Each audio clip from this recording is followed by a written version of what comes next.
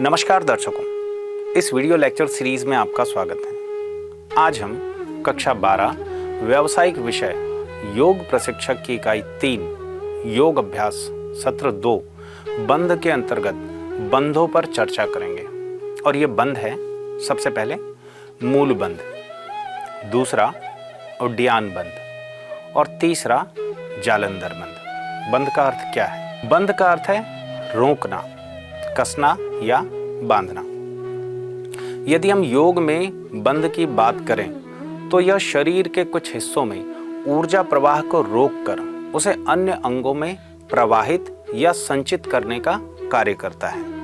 यह ऊर्जा के वितरण का भी कार्य करता है, जिससे शरीर स्वस्थ रहता है। बंध का सीधा संबंध हमारे स्वास्थ्य से होता है। प्राणायाम करते समय 3 बंधों का प्रयोग किया जाता है।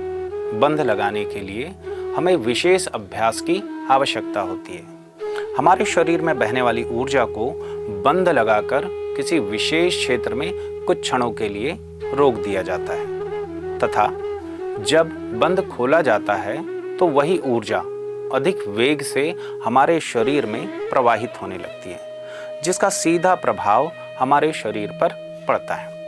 अब हम बात करते हैं बंध के प्रकारों की।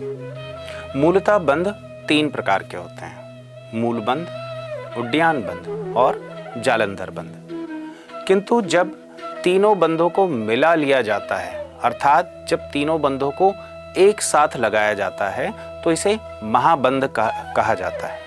अब हम विस्तार से इन बंधों के विषय में जानेंगे। सबसे पहले मूल बंध। मूल यानी जड़, शरीर में जहां रीढ़ की हड्डी शुरू होती है, अर्थात गुदा का स्थान, वहां मूलाधार चक्र है। चक्र ऊर्जा के केंद्र है। मूल बंध का अभ्यास इसी स्थान से प्रारंभ होता है। प्राणायाम करते समय गुदा के स्थान को सिकोड़कर ऊपर की ओर खींचकर रखना ही मूल बंध कहलाता है। आइए इन चरणों का अनुसरण करते हुए मूल बंध का अभ्यास करें। सबसे पहले वज्रासन, सिद्धासन अथवा पद्मासन की मुद्रा में बैठ जाएं। हाथों को सीधा रखें, हथेलियां घुटनों पर और दोनों हाथ ज्ञान मुद्रा में रखें। गहरी सांस भरकर अंदर रोक लें, यानी अंतर कुंभक लें। अब गुदा क्षेत्र की मांसपेशियों को संकुचित कर जितना संभव हो ऊपर की ओर खींचें। अब कुछ समय रुककर सांस छोड़ते हुए मूल बंध को ढीला करें या मूल बंध को छोड़ दें। अब हम बात करेंगे मूल बंध से होने वाले लाभों की। इस बंध का नियमित अभ्यास मूत्र संबंधी रोगों में लाभकारी प्रभाव देता है। इसका निरंतर अभ्यास बवासीर की समस्या में बहुत ही लाभकारी है। इसके अभ्यास से कब्ज रोग में लाभ होता है। मूल बंध से शारीरिक, मानसिक तथा आध्यात्मिक लाभ प्राप्त होते हैं। अब हम बात करेंगे मूल बंध में रखी जाने वाली सावधानियों के विषय में। बंध लगाने के दौरान अत्यधिक बल प्रयोग से बचना चाहिए और दूसरा, क्षमता अनुसार सांस रोककर अभ्यास करना चाहिए। अब हम बात करेंगे अगले बंध की, उड्डयन बंध। शरीर के मध्य भाग में नाभि के पास मणिपुर चक्र है। इसी स्थान पर उड्डयन बंध का अभ्यास करते हैं। पेट की मांसपेशियों को पीठ की ओर खींचकर डायफ्राम को ऊपर की ओर खींचने की क्रिया को उड्डयन बंध कहते हैं। इस बंध का अभ्यास बैठकर व खड़े होकर दोनों ही स्थितियों में किया जा सकता है। आइए इन चरणों का अनुसरण करते हुए उड्डयन बंध का अभ्यास करें। सबसे पहले दोनों पैरों के बीच में अंतर रखते हुए अपने दोनों घुटनों को मोड़कर थोड़ा आगे की तरफ झुक जाएं। अपने दोनों हाथों को जांघों के ऊपर रखें। अब अपने मुंह से सांस को बाहर निकालकर रोकें तथा नाभि को अंदर की ओर खींच लें। अब डायफ्राम को ऊपर की ओर खींचें। क्षमता अनुसार सांस रोक कर रखें। बाद में धीरे धीरे सांस को बाहर निकाल दें। अब हम इससे होने वाले लाभ के विषय में बात करते हैं। इसका अभ्यास शारीरिक शक्ति को बढ़ाता है तथा शरीर को स्फूर्ति प्रदान करता है। इस बंध के अभ्यास से पेट की अतिरिक्त चर्बी घटती है। यह बंध कब्ज, एसिडिटी की समस्या तथा पेट के अन्य रोगों में विशेष लाभ पहुंचाता है। अब हम बात करेंगे इस बंध में रखे जाने वाली सावधानियों के विषय में। इस बंध का अभ्यास करते समय यदि आपको किसी भी तरह की परेशानी हो रही हो तो इसका अभ्यास रोक देना चाहिए। यदि पेट में कोई घाव हो या पेट का कोई भी ऑपरेशन हुआ हो तो इस बंध का अभ्यास न करें। हार्निया, हाइपर एसिडिटी, हृदय रोग तथा उच्च रक्तचाप व कमर के दर्द की समस्या होने पर भी इस बंध का अभ्यास बिल्कुल न करें। अगला बंध है जालंधर बंध। संस्कृत शब्द जालन का अर्थ होता है जाल और धारा का अर्थ होता है बहना।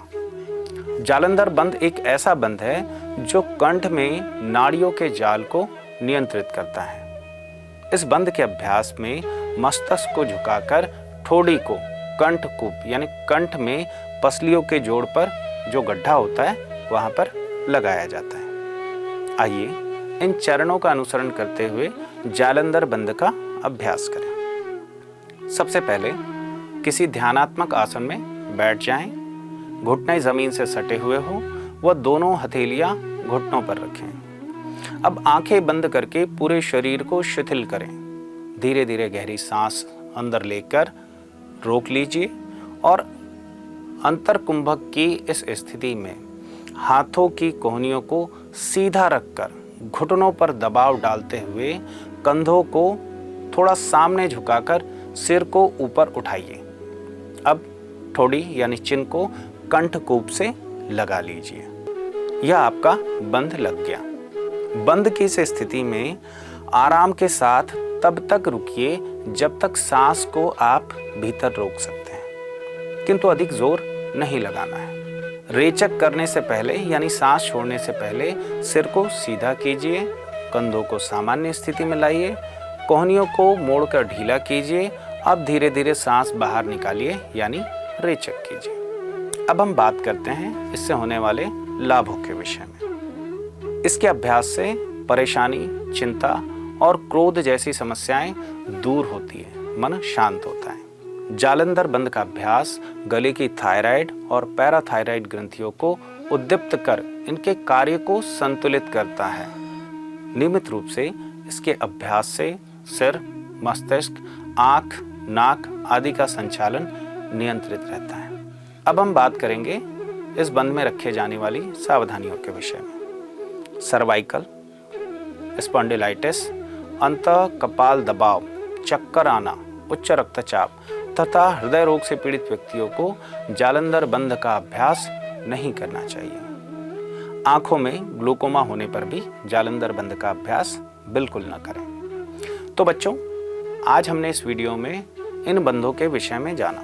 सबसे पहले हमने जाना मूल बंध के विषय में, उसके पश्चात उड्डीयान बंध के विषय में हमने जाना और अंत में हमने जालंधर बंध के विषय में जाना। तो बने रहिए हमारे साथ, आपसे पुनः मुलाकात होगी योग से संबंधित एक नए वीडियो के साथ। तब तक के लिए नमस्कार, धन्यवाद।